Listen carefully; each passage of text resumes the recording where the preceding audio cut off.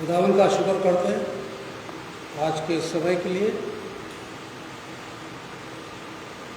अभी बाइबल से हम पढ़ेंगे, आज के कलाम को निकाल लीजिएगा एक बार और। अय्यूब की किताब,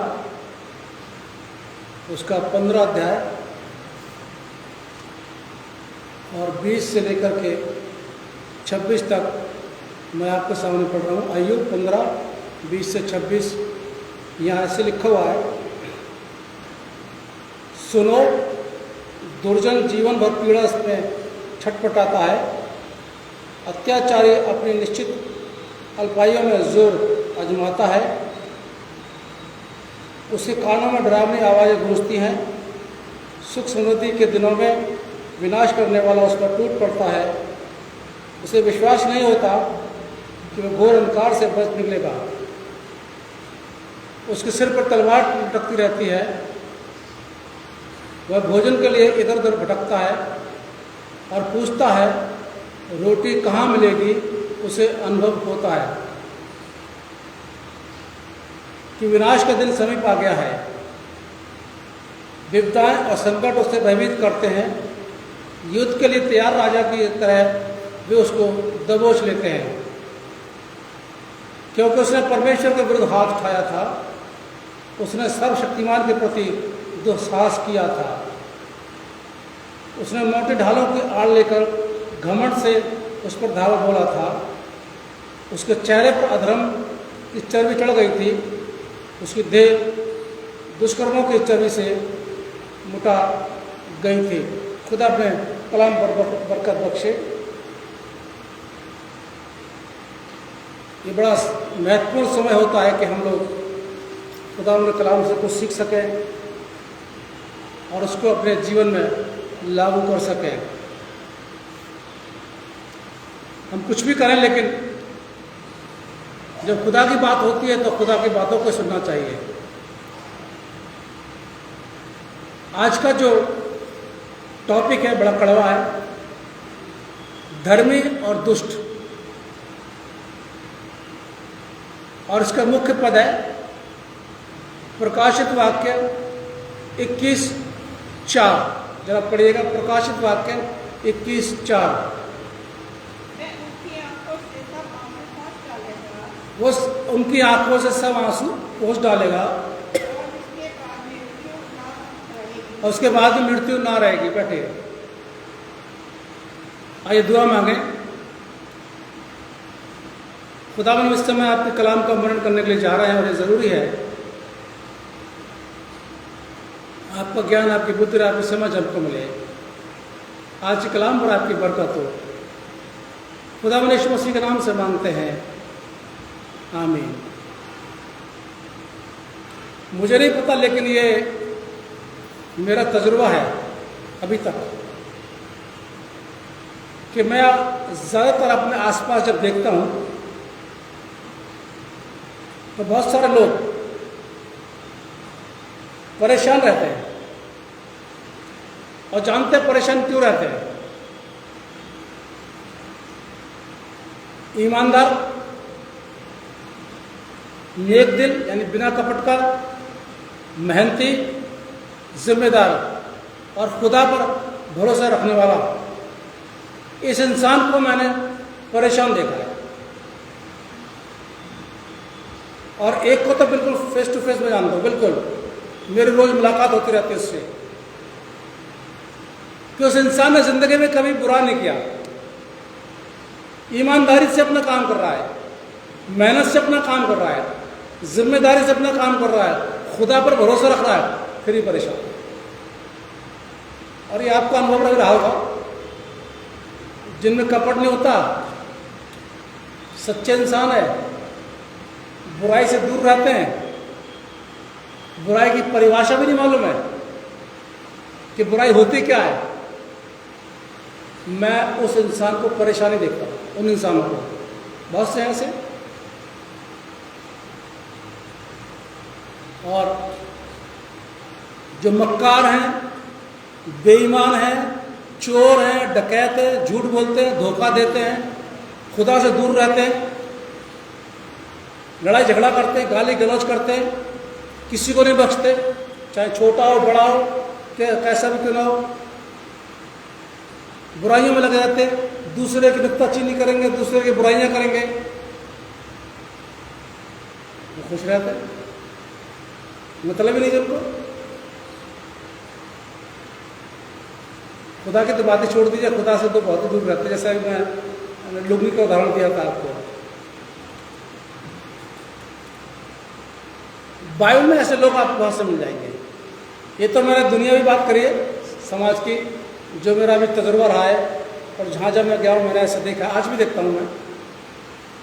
बाइबल में आपको ऐसे बहुत से लोग मिल जाएंगे जो अच्छे हैं, धर्मी हैं, ईमानदार हैं, लेकिन फिर भी कष्ट में हैं।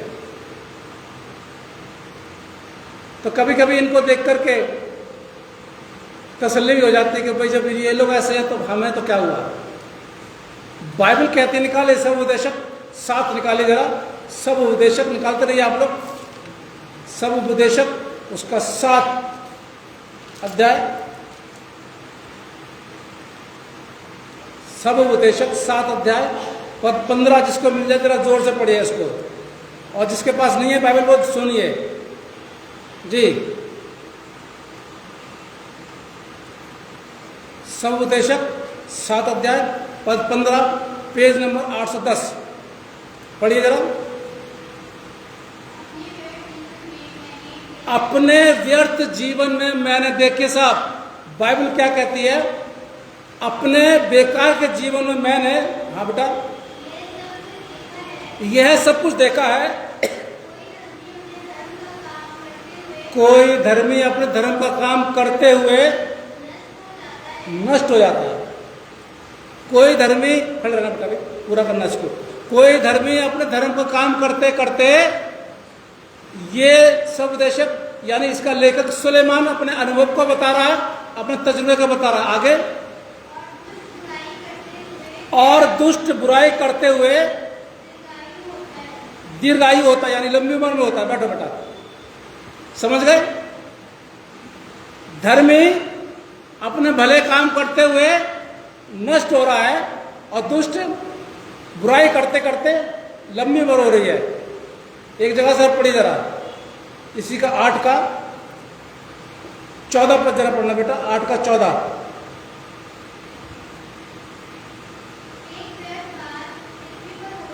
एक व्यर्थ बात पृथ्वी पर होती है, अर्थात ऐसे धर्मी हैं जिनकी वो दशा होती है जो दुष्टों की होनी चाहिए। देख लीजिए साहब, ऐसे धर्मी हैं, उनकी वो दशा होती है जो दुष्टों की होनी चाहिए। आगे, और ऐसे दुष्ट हैं जिनकी वो दशा होती है जो धर्मियों की होनी चाहिए। आगे कर दो। मैंने कहा ये भी व्यर्थ है। ये सुलेमान कह रहा है, अनुभवी इंसान। बैठो बेटा, अक्लमंद इंसान वो बोल रहा है। धर्मी जिनकी दशा होती है जो दुष्टों की होनी चाहिए। मेरा अनुभव गलत नहीं है, जो मैंने अभी आपको बताया कि मैंने ऐसे बहुत से लोगों को देखा है। दुष्टों की दशा जो होनी चाहिए वो धर्मी की दशा हो रही है। ये तो बाइबल बता रही है। और जो धर्मी को दशा होनी चाहिए वो दुष्टों को मिल रही है। एक जगह से और क्लियर करो पहले इसको।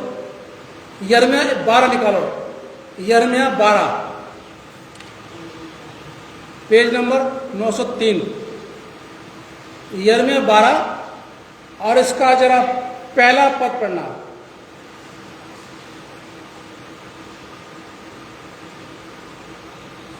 यिर्मयाह 12 पहला पद पढ़ो। हे यहोवा, यदि मैं तुझसे मुकदमा लड़ूं तो भी तू धर्मी है। मुझे अपने साथ इस विषय पर बात करने दे। आगे, दुष्टों की चाल क्यों सफल होती है? अब ये यिर्मयाह खुदा से बात कर रहा है। तू मुझे बता, यरमिया खुदा से कह रहा, तू मुझे बता दुष्टों की चाल क्यों सफल होती है आगे?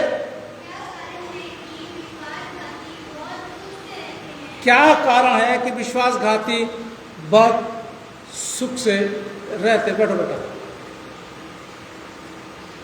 बात आई कुछ ध्यान में? कुछ लग रहा है? कुछ देख रहे हैं आसपास के माहौल में? ये तो बाइबल बता रही है। अगर मैं बाइबल से नहीं पढ़वाता तो आप कहते पादरी साहब ने मन से कह रहा है। प्रूफ हो रहा है, सुलेमान इस बात को कह रहा है, यरमिया इस बात को कह रहा है, और यरमिया खुदा से सवाल कर रहा है कि धर्मी नष्ट होता जाता है, परेशान रहता है, और दुष्ट जो है बड़ा खुश रहता है। ये हकीकत है, बिल्कुल ये सच्चाई है, और इससे कोई भी मुंह नहीं मोड़ सकता। क्यों? अगर मैं कह करके बंद कर देता तो हो सकता था आपके दिमाग में ही विचार रहता, पादरी साहब ने अपने मन से ये बात बोली है। लेकिन अगर मैंने जो परमेश्वर के वचन से पढ़ाया है, आप पढ़ लेना, घर पे जाकर के स्टडी कर लेना, बिल्कुल ये बात हकीकत है जो आज मैंने आपको बताई है। एक बात और, जो खुदा की कुदरत होती है, जो खुदा की कुदरती आशीष होती है, बरकतें मिलती हैं, सृष्टि की जो बरकतें हैं वो धर्मी को मिलती है और दुष्ट को मिलती है। प्रूफ करूं? निकालिए मत्ती 5:45 पद, जरा पढ़िएगा। मत्ती 5:45, जिसको मिल जाए पढ़ो।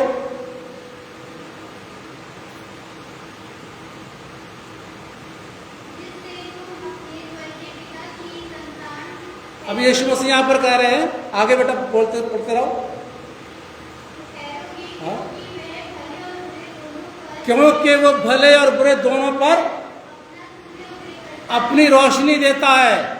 यीशु मसीह बता रहे हैं पहाड़ी देश में, वो धर्मी और दुष्ट पर को भी रोशनी देता है। यानी सूरज जब चमकता है तो बुरे इंसान पर भी चमकता है और भले इंसान पर भी चमकता है। आगे,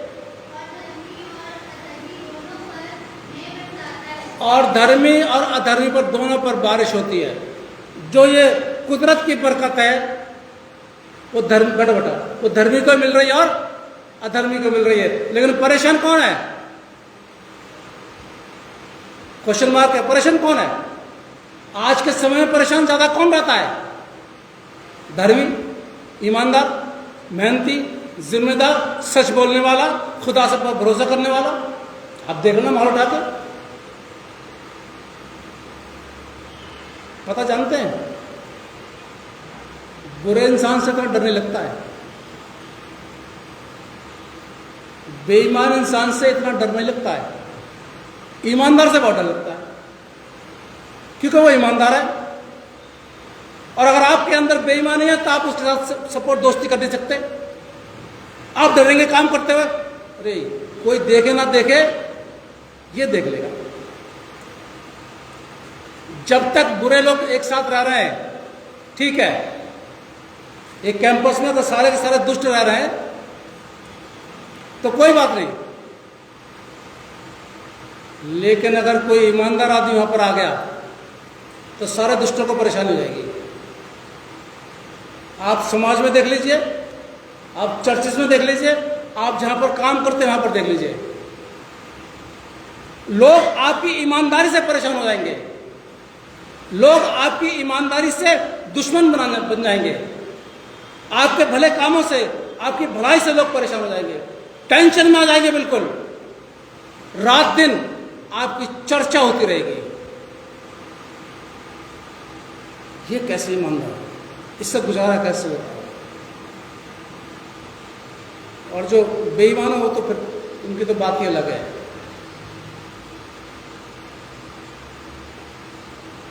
पर हमें ऐसा लगता है कि खुदा धर्मी पर ध्यान नहीं देता, जो मैंने अभी तक बयान किया है, जो बाइबल से हमने पढ़ा है। अब ऐसा लग रहा होगा कि धर्मी पर खुदा ध्यान नहीं देता, क्योंकि बाइबल स्पष्ट बता रही है कि धर्मी तो परेशान रहता है। निकालिए साहब, इसके लिए भी निकालिए। पर ऐसा नहीं है। सबोपदेशक उसका 11 पढ़ना जरा, सब उद्देशक 8-11।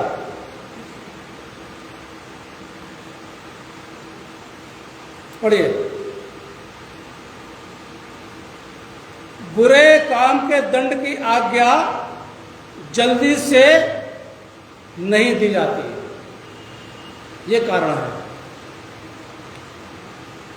बुरे काम की सजा खुदा जल्दी से नहीं देता। इस कारण मनुष्यों का मन बुरा काम करने की इच्छा से भरा रहता है। यही लिखा है बाइबल में, यही है ना जो मैंने पढ़ा है, यही है ना, गलत तो नहीं है? क्योंकि आप सोचेंगे पादरी साहब की बाइबल अलग शायद होगी, ऐसा नहीं है, आपकी बाइबल में ये लिखा हुआ है। बेईमान इंसान सोचता है मेरे को तो कुछ कोई कह नहीं रहा। चापलूस इंसान खुश रहता है क्योंकि उसका बॉस उससे कुछ कहता नहीं है, वो कितना में लेट आ जाए। कई पास्टर भी हैं जो चर्च में लोगों से कुछ नहीं कहते, डरते हैं, लोगों से डरते हैं। मैं तो नहीं डरता था, लोगों से डरते, अरे बुरा मान जाएगा, चर्च में आना छोड़ देगा, अरे ये तो इसको मैं टोकूंगा तो ये मेरा काम छोड़ देगा। लेकिन ईमानदार आदमी, टाइम से पंचुअल वाला इंसान, अगर एक दिन भी लेट हो जाए 10 मिनट, तो 10 सवाल खड़े हो जाएंगे उसके जीवन के अंदर। अरे आप कैसे लेट हो गए? अरे आप तो बड़े टाइम से आते हैं, अरे आप तो 5 मिनट पहले आते हैं। मुझे मेरा भी है, मैं भी चर्च में था तो एक इंसान बिल्कुल टाइम से 10 मिनट पहले चर्च में आना, ऑल्टर पे आना, दुआ करना और बाइबल पढ़ना, बैठ जाना शांति से। 10 मिनट पहले आना और आराधना खत्म होने के बाद 10 मिनट के बाद जाना। एक बार वो सरमन से पहले आया, मेरी निगाह पड़ गई। अब मैं तो सबको देखता हूँ कौन कौन आ रहा कौन जा रहा। अब देखिए साहब, मैंने भी सवाल कर दिया, मेरा भी सवाल यह हो गया उससे, ब्रदर आज लेट कैसे हो गए? मैंने ये नहीं पूछा कि क्या कारण है, लेट कैसे हो गए। ये सवाल हमारे जीवन के अंदर आता है। आप जो उस इंसान को देखते हैं कि ये इंसान ईमानदारी से काम कर रहा है, ये टाइम से आ रहा है, ये जिम्मेदारी से काम कर रहा है, अगर थोड़ा सा कभी गैर जिम्मेदार हो गया, हमारा सवाल होगा क्यों? हम कारण नहीं पूछेंगे उसका। हमारा बॉस जिसके साथ हम काम करते हैं वो कारण नहीं पूछेगा, वो ये पूछे क्यों। और वो इसलिए कि धर्मी पर थोड़ा देर से खुदा बात करता है, खुली छूट देता है, करो। और इसलिए वो बुरा करता रहता है। समाज में देख लीजिए आप, चर्चेस में देख लीजिए, अपने आस पड़ोस में देख लीजिए, आपको नुकसान हो जाएगा। ईमानदार व्यक्ति को, उसको नुकसान नहीं होगा। सवाल हमारे अंदर आएगा, इसको क्यों नहीं हो रहा? जैसे यिर्मयाह ने पूछा खुदा से, वही बात हम खुदा से बात करेंगे, खुदा ये क्यों फल रहा है और मैं क्यों गिर रहा हूं? जो यिर्मयाह बात कर रहा है कि ये दुष्ट लोग क्यों सफल होते हैं और धर्मी क्यों नहीं सफल होते हैं, वही सवाल हमारा भी होगा, अपने आप से भी होगा, अपने परिवार से होगा, अपने दोस्तों से होगा, अपने पादरी साहब से होगा और खुदा से होगा। अब एक सवाल है, क्या धर्मी का कहीं भला नहीं होता? मन में आ रहा होगा ना सवाल, जब इतनी बात हम कर रहे हैं कि धर्मी का भला नहीं होता क्या? अगर भला नहीं होता तो बेकार है धार्मिकता का जीवन जीना, है ना? निकालिए साहब। जवाब यह है, धर्मी का भला होता है।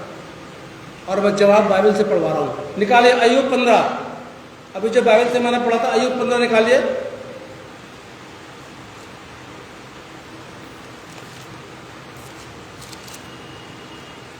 और इसका 17 पद, अय्यूब 15 पद 17 पढ़ो। हाँ, मैं तुझे समझा दूंगा, इसलिए मेरी सुन ले, जो मैंने देखा है उसी का वर्णन मैं करता हूं आगे।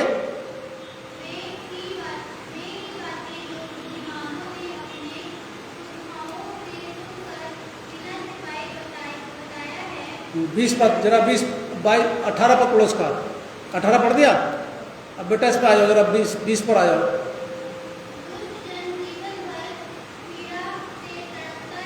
हम्म,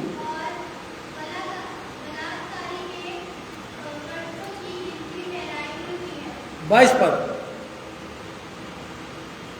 इसी।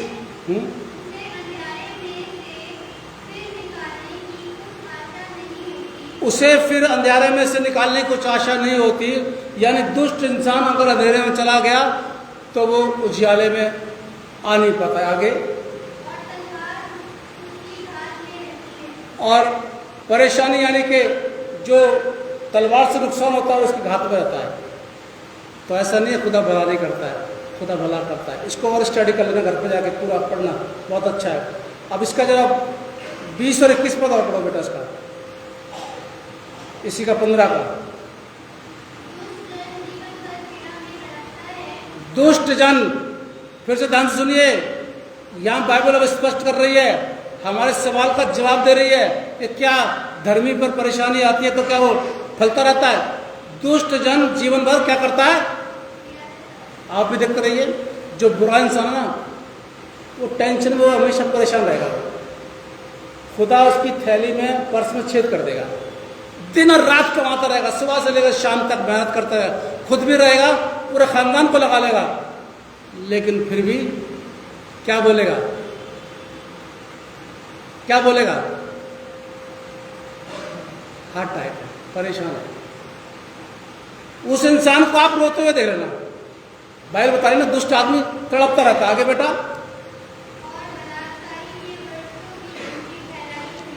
21 पद।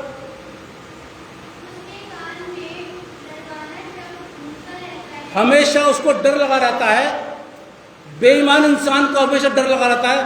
किस लिए? पकड़े जाने का, है ना? अरे कोई देख ना ले। रात को भी सोएगा, डरता हुआ सोएगा, अरे आज दिन में जो मैंने किया है किसी को पता ना चल जाए। अगर आप किसी के लिए झूठ बोलेंगे तो आपको डर रहेगा कि कहीं ये मेरा झूठ पकड़ा ना जाए। आगे बेटा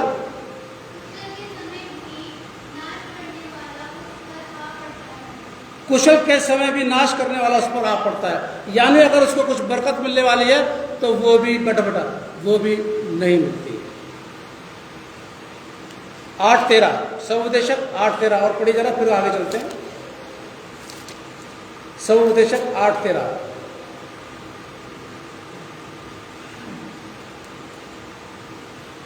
यहां लिखा हुआ है, सवोपदेश 8:13 पढ़ रहा हूं मैं आपके सामने। परंतु दुष्ट का भला नहीं होने का, और ना उसकी जीवन रूपी छाया लंबी होने पाएगी, क्योंकि वो परमेश्वर का भय नहीं मानता। यही लिखा ना बाइबल के अंदर। शांति नहीं मिलेगी उसको। आपने देखा होगा कि ज्यादा आप लोग काम करेंगे तो आराम से नींद आ जाएगी। अक्सर आपने मजदूरों को देखा होगा, मजदूर सुबह से लेकर शाम तक काम करते हैं और जहाँ जगह मिलती है वहाँ सो जाते हैं। फुटपाथ हो, कहीं हो, चट्टान हो, बड़ी गहरी नींद में सोते हैं। उन्हें कोई नींद की टैबलेट लेने की जरूरत नहीं पड़ती। कोई डर नहीं है उनके जीवन के अंदर, कोई टेंशन नहीं है कि मैं कहीं पकड़ा ना जाऊँ, सो जाते हैं। और जो बेईमान आदमी है करवटें बदलता रहेगा। अरे जरा सी कुंडी खटकेगी, अरे खासतौर से वो ऐसे लोग जो कर्जदार होते हैं, बाइबल मना करती है वैसे कर्जदारों के लिए। अगर आपने किसी कर्ज लिया या बैंक से कोई लोन है ना, और आप लोन नहीं दे पा रहे, उस कर्जा नहीं दे पा रहे, जरा सी बैल बजी, आगे मैं नहीं बोलूंगा, आप सब समझदार है ना, ताका झाई करते, देख बेटा देख, वो तो नहीं आया कहीं, वो तो नहीं आया कहीं। क्यों डर है? क्यों डर है? क्योंकि वो बेईमान है। अगर ईमानदार होता, अपनी किस्तें और अपना पैसा देता रहता, या नहीं दे रहा है तो मना कर देता, इस महीने मत करना, मैं आगे दे दूंगा, कोई डर नहीं था, आराम से होता। वो देख लीजिएगा, स्टडी कर लीजिएगा चारों तरफ घूम करके, नजरें घुमा के। बेईमान आदमी वैसे आपको दिखेगा सफल है, आपको देखेगा गाड़ियाँ उसके पास में, सब कुछ उसके पास में, वेल सेटल है, आपको देखेगा बहुत खुश है ये। पर अजीजों, अंदर से पूछना उससे, रात को नींद नहीं आती, पता नहीं कितनी नींद की टैबलेटें लेते हैं, तब भी उठ जाते बीच बीच में खटके पे जरा से। फोन साइलेंट कर देंगे, घू घू की आवाज़ आएगी, एकदम झटके, अरे कहीं मांगने वाले का फोन तो नहीं आ गया। मैं तो ऐसे लोगों को देखा सुबह घर से भाग जाते हैं, तजुर्बा कई लोग सुबह घर से निकल जाते हैं, रात को 10-11 बजे घर में घुसते हैं, कहीं कर्जदार ना आ जाए। भाई फिर कर्जा लेते क्यों? अगर लिया है तो चुकता कर दो। इसका मतलब है कि अगर आप किसी का ले करके नहीं दे रहे हैं तो आपके अंदर बेईमानी है, ईमानदारी नहीं है आपके अंदर। या अगर आप नहीं दे पा रहे हैं तो उसको बोल दीजिए, आजकल तो बहुत ईजी है ना, जरा सा फोन घुमाइए, बात कर लेंगे, एकदम व्हाट्सएप मैसेज कर दीजिए, भाई इस महीने में नहीं दे पाऊंगा, ठीक है, अगले महीने तसल्ली हो गई। पर नहीं, डर रहता है। बेईमान आदमी को, अधर्मी इंसान को, दुष्ट इंसान को डर रहता है, उसको शांति नहीं मिलती है, जिंदगी भर वो तड़पता रहता है, बेचैन रहता है। बात कुछ करेगा, सुनेगा कुछ और कहेगा कुछ, क्यों? अंदर से विचलित है। इसलिए बाइबल क्या बताती है, पौलुस क्या कहता है तीमुथियुस को, जिसके पास खाने के लिए रोटी, पहनने के लिए कपड़ा और रहने के लिए थोड़ी जगह है, उसमें संतुष्टि करो, क्योंकि संतोष एक भक्ति सबसे बड़ी कमाई है। चर्च में लोग आराधना करने के लिए आते हैं खुदा की, हकीकत बात है, बहुत से मसीह लोग तो टेंशन में रहते हैं और बस सोचते रहेंगे सरमन क्या हो रहा है, आराधना क्या रहे हैं, मतलब नहीं। आप तो जाते हैं, पादरी साहब बार बार बोलेंगे ना, भाई आया करो, अरे भैया स्वयं से आप आते नहीं चर्च में, भाई आप आते, चलो पादरी साहब कह रहे हैं, एक बार चले जाते हैं। आने के बाद भी सर्जन का फोन नहीं बंद होता, खटका लगा रहता है। और कई बार तो मैंने देखा बीच में छोड़ के चले जाते हैं। देखो डर है, डर क्यों है? क्योंकि हमारे अंदर धार्मिकता नहीं है, हमारे अंदर ईमानदारी नहीं है। अजीजों, जिंदगी में ईमानदारी का जीवन जिए, आपको बेखट के नींद आएगी। अगर ढीला पलंग भी होगा तब भी आपको नींद आ जाएगी। कोई डर नहीं, चाहे घंटी बजे, चाहे घंटे बजे, चाहे नागाड़े बजे, कुछ ही बजे, आपको डर नहीं होगा बिल्कुल, क्योंकि आप ईमानदार हैं, आपके अंदर बेईमानी नहीं है, आप खुदा परस्त हैं, आपको सिर्फ खुदा का डर है। इसलिए मैंने बताया ना, इसलिए आपको देखकर भाई धर्मी अधर्मी बड़े दुष्ट लोग बड़े सफल हो रहे हैं, अंदर से सफल नहीं होते वो, अंदर से वो क्या कहते हैं उसको, दीमक क्या कर देती, खोखला, वो खोखले रहते हैं बिल्कुल, और उनका जो डर है ना, डर, वो उनको खोखला कर देता है।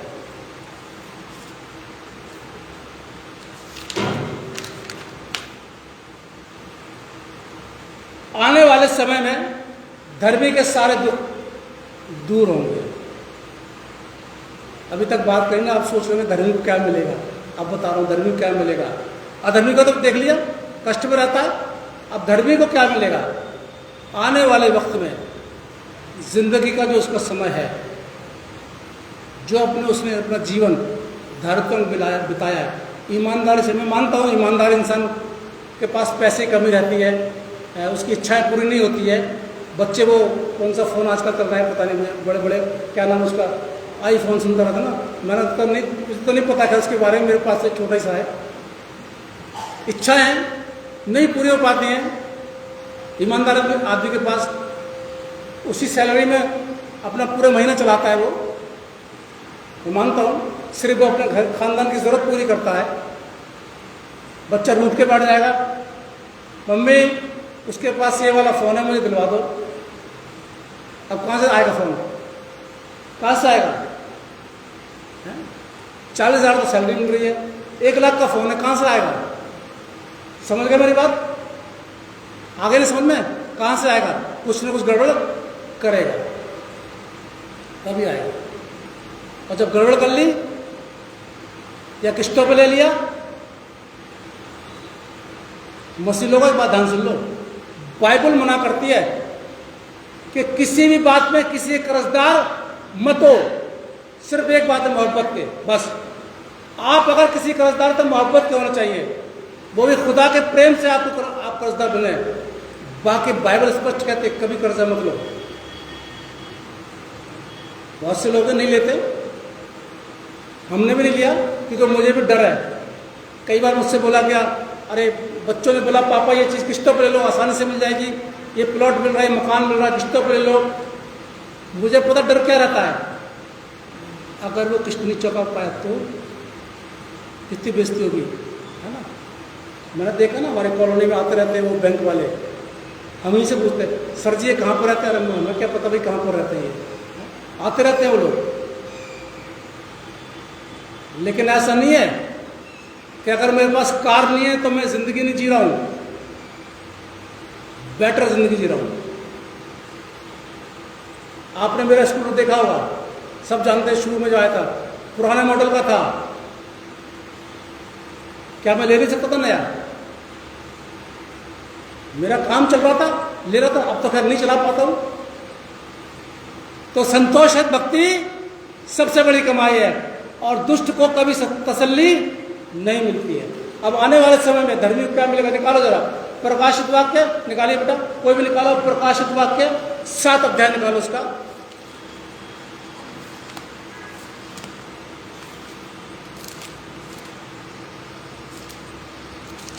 7 निकाल लिया? जरा इसका 16 पद पढ़ो, 16 पद।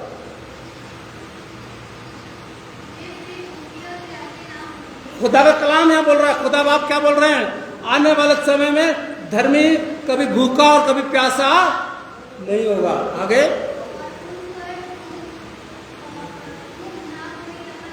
और ना कोई गर्मी पड़ेगी, ना कोई कष्ट उनके ऊपर आएगा।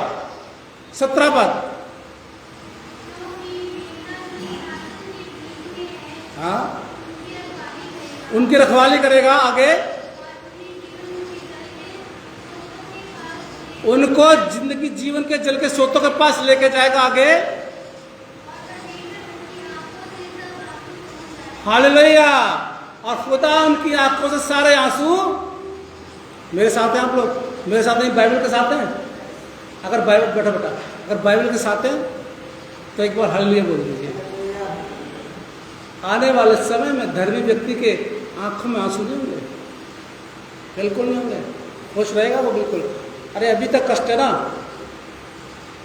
एक उदाहरण देख लेना, बाइबल के अंदर मिलता है। यीशु मसीह का भी बोला था, लाजर का वो जो, और एक राजा का, दोनों मर गए। एक चला गया अब्राहम की गोद में और एक चला गया अधोलोक में। वहां से बात शॉर्टकट बता रहा हूं, बातचीत होती रहती है। अब्राहम क्या बोलता है?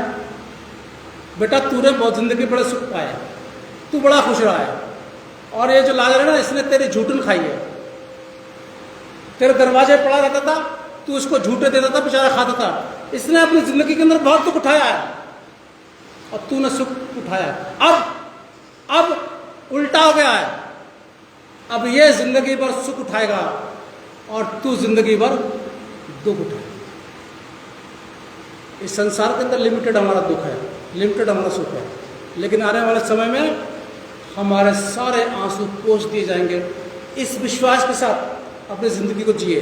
अगर कोई अधर्मी व्यक्ति, दुष्ट व्यक्ति सफल हो रहा, देख के मत कुड़कुड़ाइए, क्योंकि बाइबल बताती है दुष्ट को देख करके, उसके काम को देख करके मत कुड़,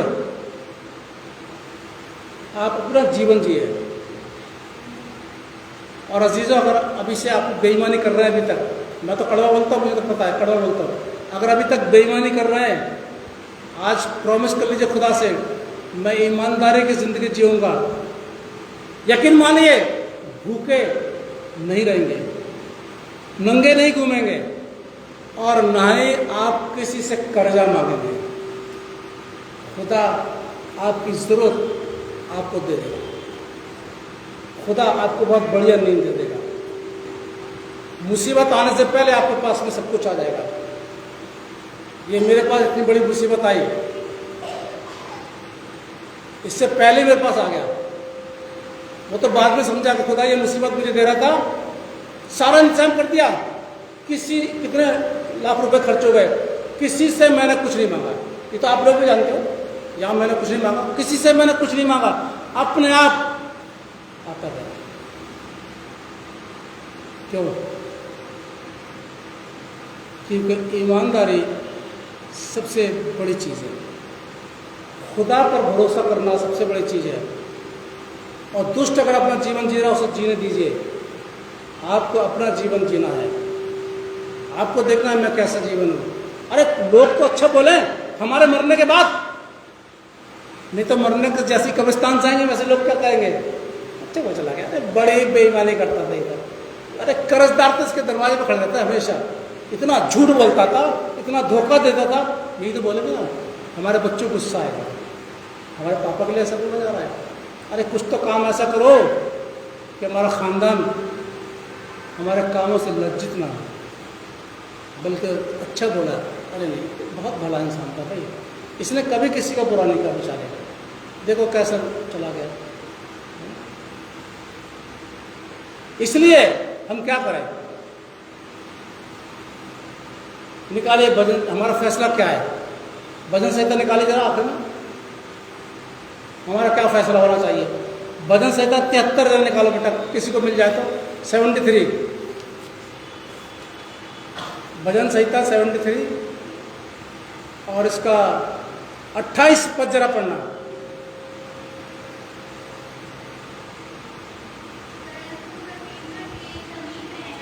परंतु परमेश्वर के समीप रहना यही मेरे लिए भला है। आगे, मैंने प्रभु यहोवा को अपना शरण स्थान माना है,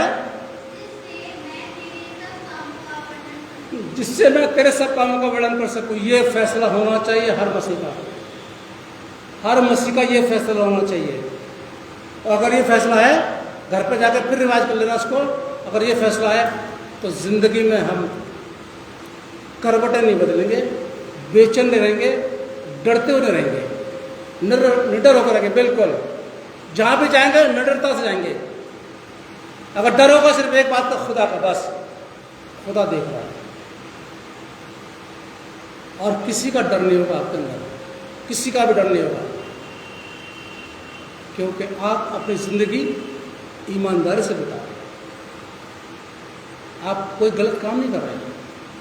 अगर लोग आपके ऊपर आरोप लगाएंगे भी तो आरोप सिद्ध नहीं कर पाएंगे, क्यों? क्योंकि आपने कुछ गलत किया ही नहीं। इसलिए जिसके कान है वो सुन ले कि खुदा कलाम मसीहों से क्या कहता है। खुदा उनके आंसुओं को पोंछ डालेगा। आइए हम दुआ करें। खुदा हम आपका शुक्रिया अदा करते हैं आज से कलाम के लिए जो आपने हमको दिया। हमने बोल दिया, हम चाहते कि ये बढ़े, लेकिन इसमें हमारी मर्जी नहीं बल्कि आपकी मर्जी पूरी हो। और जितनों ने आज का ये कलाम सुना है उन सब पर आप बहुत बड़ी बरकत देना। खुदा अपने यीशु मसीह के नाम से मांगते हैं, आमीन। आराधना के अंत में हम लोग गीत गाएंगे।